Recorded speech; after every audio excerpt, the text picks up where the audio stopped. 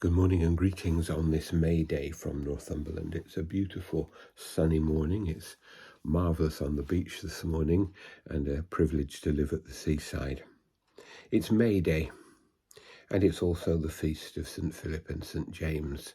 St. Philip and James the Less, who were both disciples of Jesus, apostles, but people who we know very little.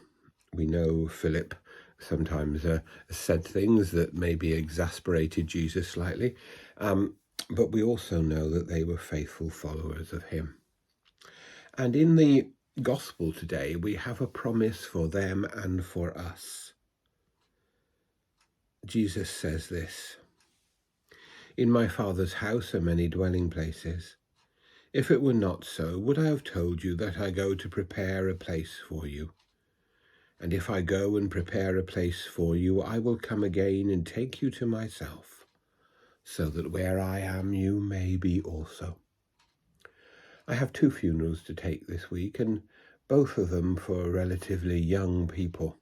When I say relatively young, I mean people of about my age. And it reminds us of the sadness and the loss of death. And I think of their families, the families of Caroline and Linda at this time. But I also take to heart this message.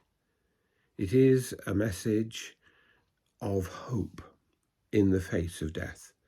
It is a message of confidence. It is a promise that we may enter into a place prepared for us by Jesus with the Father. That is the Christian faith. That is the apostolic teaching, that Jesus destroyed death and opened for us all the gate of glory. Standing on the beach this morning on a morning like this, it's very easy to be filled with joy and with hope. But this message is a message for dark times, when we feel lost, when we feel that we are about to be overcome, when we feel that there may not be any hope. This message comes to us again and anew. Jesus says, "I am the way, the truth, and the life. No one comes to the Father but by me."